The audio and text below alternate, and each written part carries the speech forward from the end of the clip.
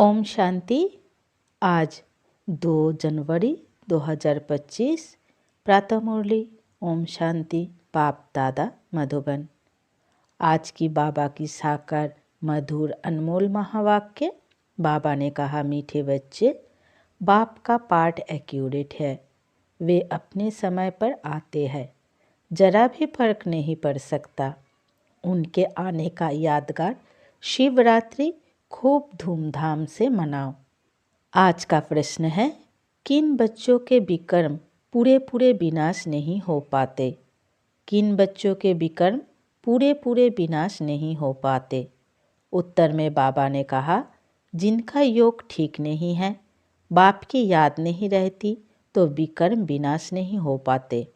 योग युक्त ना होने से इतनी सद्गति नहीं होती। पाप रह जाते हैं, फिर पद भी कम हो जाता है। योग नहीं तो नाम रूप में फंसे रहते हैं। उनकी ही बातें याद आती रहती है। वह देही अभिमानी रह नहीं सकते। आज का मुरली से गीत, ये कौन आया सवेरे सवेरे। ओम शांति। सवेरा कितने बजे होता है? बाबा सवेरे कितने बजे आते हैं? कोई ने कहा 3 बजे, कोई ने कहा 4, कोई ने कहा संगम पर, कोई ने कहा 12 बजे। बाबा एक्यूरेट पूछते हैं, 12 को तो तुम सवेरा नहीं कह सकते हो। 12:01 हुआ, 1 मिनट हुआ तो AM अर्थात सवेरा शुरू हुआ। यह बिल्कुल सवेरा है। ड्रामा में इनका पार्ट बिल्कुल एक्यूरेट है। सेकंड की भी देरी नहीं हो सकती।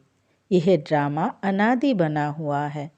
12:01 जब तक नहीं हुआ है तो AM नहीं कहेंगे। यह बेहद की बात है। बाप कहते हैं, मैं आता हूँ सवेरे सवेरे। विलायत वालों का AM PM एक्यूरेट चलता है। उन्हों की बुद्धि फिर भी अच्छी है। वह इतना सतोप्रधान भी नहीं बनते हैं तो तमोप्रधान भी नहीं बनते हैं। भारतवासी ही 100% सतोप्रधान, फिर 100% तमोप्रधान बनते हैं। तो बाप बड़ा एक्यूरेट है। सवेरा अर्थात 12:01 का हिसाब नहीं रखते। सेकंड पास होने में मालूम भी नहीं पड़ता। अब यह बातें तुम बच्चे ही समझते हो। दुनिया तो बिल्कुल घोर अंधियारे में है। बाप को सभी भक्त दुख में याद करते हैं, पतित पावन आओ, परंतु वह कौन है, कब आते हैं, यह कुछ भी नहीं जानते। मनुष्य होते हुए एक्यूरेट कुछ नहीं जानते, क्योंकि पतित तमोप्रधान है। काम भी कितना तमोप्रधान है। अभी बेहद का बाप ऑर्डिनेंस निकालते हैं, बच्चे कामजीत जगतजीत बनो। अगर अभी पवित्र नहीं बनेंगे तो विनाश को पाएंगे। तुम पवित्र बनने से अविनाशी पद को पाएंगे। तुम राजयोग सीख रहे हो ना। स्लोगन में भी लिखते हैं, बी होली बी योगी। वास्तव में लिखना चाहिए, बी राजयोगी। योगी तो कॉमन अक्षर है। ब्रह्म से योग लगाते हैं, वह भी योगी ठहरे। बच्चा बाप से, स्त्री पुरुष से योग लगाती है, परंतु यह तुम्हारा है राजयोग। बाप राजयोग सिखलाते हैं, इसलिए राजयोग लिखना ठीक है। बी होली एंड राजयोगी। दिन प्रतिदिन करेक्शन तो होती रहती है। बाप भी कहते हैं, आज तुमको गुह्य से गुह्य बातें सुनाता हूँ। अब शिव जयंती भी आने वाली है। शिव जयंती तो तुमको अच्छी रीति मनानी है। शिव जयंती पर तो बहुत अच्छी रीति सर्विस करनी है।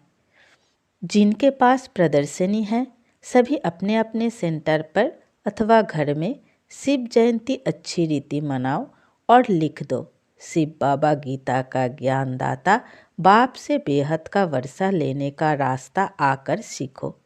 भल बत्तियाँ आदि भी जला दो। घर घर में शिव जयंती मनानी चाहिए। तुम ज्ञान गंगाएं हो ना, तो हर एक के पास गीता पाठशाला होनी चाहिए। घर घर में गीता तो पढ़ते हैं ना। पुरुषों से भी माताएं भक्ति में तीखी होती है। ऐसे कुटुंब परिवार भी होते हैं जहाँ गीता पढ़ते हैं, तो घर में भी चित्र रखने देने चाहिए।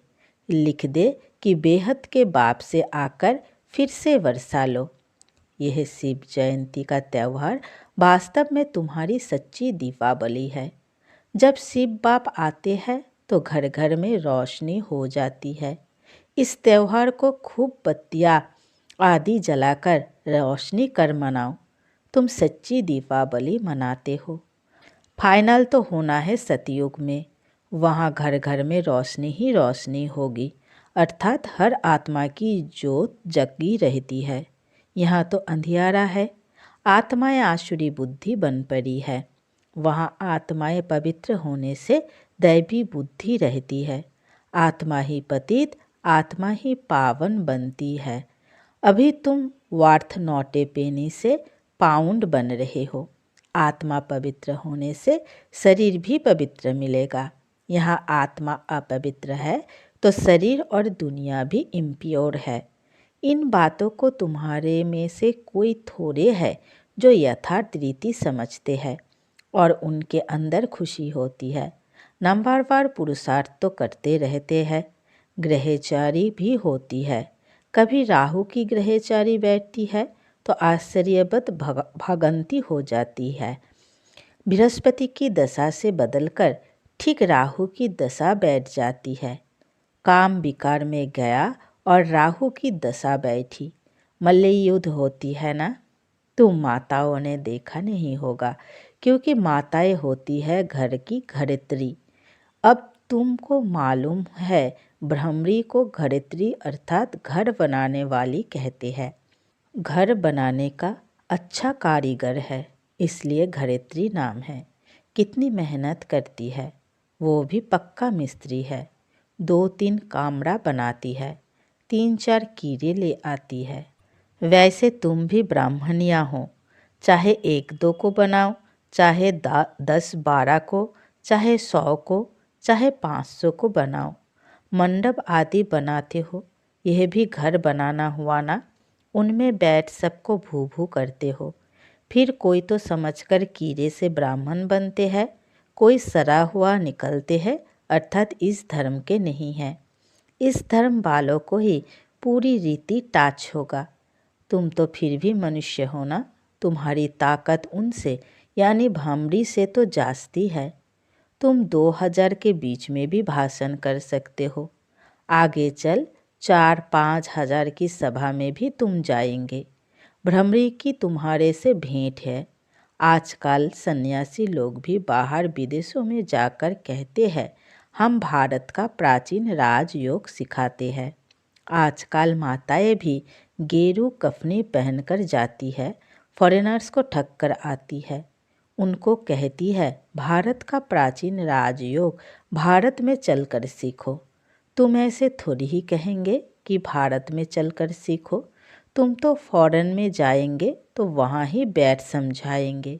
यह राजयोग सीखो तो स्वर्ग में तुम्हारा जन्म हो जाएगा। इसमें कपड़ा आदि बदलने की बात नहीं है। यहाँ ही देह के सब संबंध भूल अपने को आत्मा समझ बाप को याद करो। बाप ही लिबरेटर गाइड है, सबको दुख से लिबरेट करते हैं। अभी तुमको सतो प्रधान बनना है। तुम पहले गोल्डन एज में थे, अब आयरन एज में हो। सारी वर्ल्ड सभी धर्म वाले आयरन एज में है। कोई भी धर्म वाला मिले उनको कहना है बाप कहते हैं अपने को आत्मा समझ मुझे याद करो तो तुम पावन बन जाएंगे। फिर मैं साथ ले जाऊंगा। बस इतना ही बोलो, जास्ती नहीं। ये तो बहुत सहज है। तुम्हारे शास्त्रों में भी है, घर घर में संदेश दिया। कोई एक रह गया तो उसने उल्हाना दिया, मुझे कोई ने बताया नहीं। बाप आए हैं तो पूरा ढिंडोरा पीटना चाहिए। एक दिन जरूर सबको पता पड़ेगा कि बाप आए हैं। शांति धाम सुख धाम का वर्षा देने। बरोबर जब डेटिज्म था तो और कोई धर्म नहीं था, सभी शांति धाम में थे। ऐसे ऐसे ख्यालात चलने चाहिए, स्लोगन बनाने चाहिए। बाप कहते हैं देह सहित सब संबंधों को छोड़ो, अपने को आत्मा समझ मुझ बाप को याद करो तो आत्मा पवित्र बन जाएगी। अभी आत्माएं अपवित्र है। अभी सबको पवित्र बनाए, बाप गाइड बन वापिस ले जाएंगे। सब अपने अपने सेक्शन में चले जाएंगे। फिर डैटी धर्म वाले नंबरवार आएंगे। कितना सहज है। ये तो बुद्धि में धारण होना चाहिए। जो सर्विस करते हैं वे छिपे नहीं रह सकते। डिससर्विस करने वाले भी छिप नहीं सकते। सर्विसेबल को तो बुलाते हैं। जो कुछ भी ज्ञान नहीं सुना सकते उनको थोड़ी ही बुलाएंगे। वे तो और ही नाम बदनाम कर देंगे। कहेंगे बीके ऐसे होते हैं क्या, पूरा रिस्पॉन्ड भी नहीं करते। तो नाम बदनाम हुआ ना। शिव बाबा का नाम बदनाम करने वाले उच्च पद पा ना सके।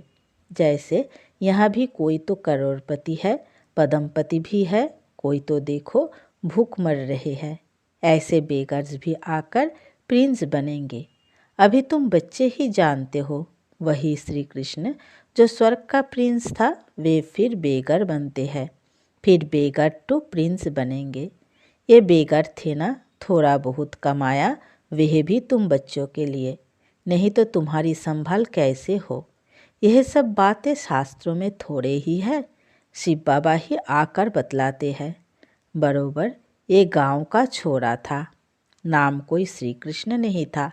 ये आत्मा की बात है, इसलिए मनुष्य मुझे हुए हैं। तो बाबा ने समझाया शिव जयंती पर हर एक घर घर में चित्रों पर सर्विस करे। लिख दे कि बेहद के बाप से 21 जन्मों के लिए स्वर्ग की बादशाही सेकंड में कैसे मिलती है, सो आकर समझो। जैसे दिवाली पर मनुष्य बहुत दुकान निकाल बैठते हैं, तुमको फिर अविनाशी ज्ञान रत्नों का दुकान निकाल बैठना है। तुम्हारा कितना अच्छा सजाया हुआ दुकान होगा। मनुष्य दिवाली पर करते हैं, तुम फिर शिव जयंती पर करो। जो शिव बाबा सबके दीप जगाते हैं, तुमको विश्व का मालिक बनाते हैं। वे तो लक्ष्मी नारायण से विनाशी धन मांगते हैं और यहाँ जगत अम्बा से तुमको विश्व की बादशाही मिलती है। ये राज बाप समझाते हैं। बाबा कोई शास्त्र थोड़ी ही उठाते हैं। बाप कहते हैं मैं नॉलेजफुल हूँ ना। हाँ, ये जानते हैं फलाने फलाने बच्चे सर्विस बहुत अच्छे करते हैं, इसलिए याद पड़ती है। बाकी ऐसे नहीं कि एक एक के अंदर को बैठ जानता हूँ। हाँ, कोई समय पता पड़ जाता है ये पतित है, शक पड़ता है। उनकी शक्ल ही मायूस हो जाती है।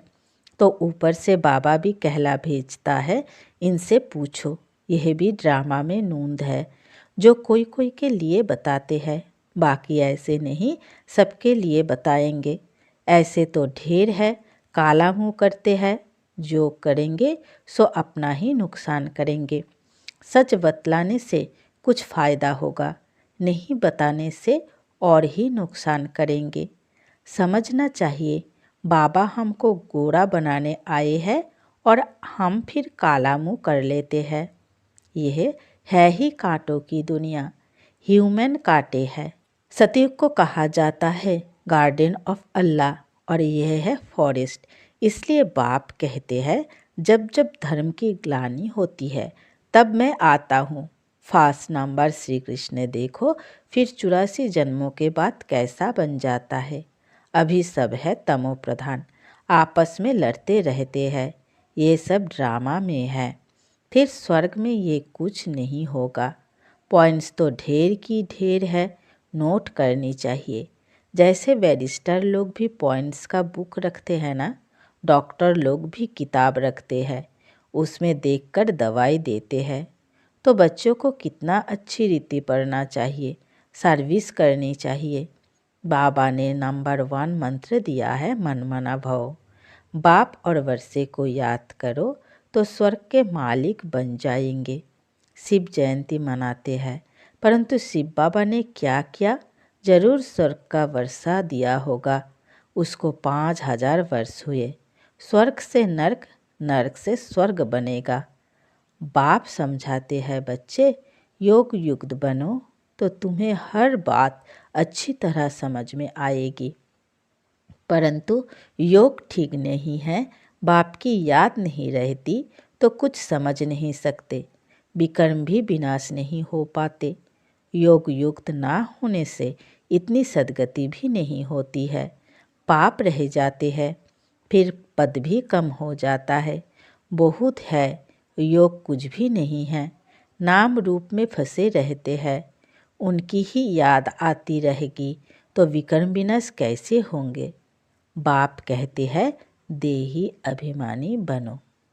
अच्छा, मीठे मीठे सिकिलधे बच्चों प्रति माता पिता बाप दादा का याद प्यार और गुड मॉर्निंग। रूहानी बाप की रूहानी बच्चों को नमस्ते। हम सब रूहानी बच्चों की रूहानी माता पिता बाप दादा को याद प्यार, गुड मॉर्निंग, नमस्ते नमस्ते नमस्ते। शुक्रिया मीठे प्यारे बाबा, शुक्रिया। धारणा के लिए मुख्य सार। पहली पॉइंट, शिव जयंती पर अविनाशी ज्ञान रत्नों का दुकान निकल सेवा करनी है। घर घर में रोशनी कर सबको बाप का परिचय देना है। दूसरी पॉइंट, सच्चे बाप से सच्चा होकर रहना है, कोई भी विकर्म करके छिपाना नहीं है। ऐसा योग युक्त बनना है जो कोई भी पाप रह ना जाए, किसी के भी नाम रूप में नहीं फंसना है। आज का वरदान, बाबा हमें वरदान दे रहे हैं, मैंपन के भान को मिटाने वाले ब्रह्मा बाप समान श्रेष्ठ त्यागी भवो। मैंपन के भान को मिटाने वाले ब्रह्मा बाप समान श्रेष्ठ त्यागी भवो। विस्तार में बाबा ने कहा, संबंध का त्याग, वैभवों का त्याग कोई बड़ी बात नहीं है, लेकिन हर कार्य में, संकल्प में भी औरों को आगे रखने की भावना रखना, अर्थात अपनेपन को मिटा देना, पहले आप करना, यह है श्रेष्ठ त्याग। इसे ही कहा जाता है स्वयं के भान को मिटा देना। जैसे ब्रह्मा बाप ने सदा बच्चों को आगे रखा, मैं आगे रहूं, इसमें भी सदा त्यागी रहे। इसी त्याग के कारण सबसे आगे अर्थात नंबर 1 में जाने का फल मिला। तो फॉलो फादर। आज का स्लोगन, फट से किसी का नुक्स निकाल देना, यह भी दुख देना है। फट से किसी का नुक्स निकाल देना, यह भी दुख देना है। आज की अव्यक्त इशारे अपनी शक्तिशाली मनसा द्वारा सकाश देने की सेवा करो।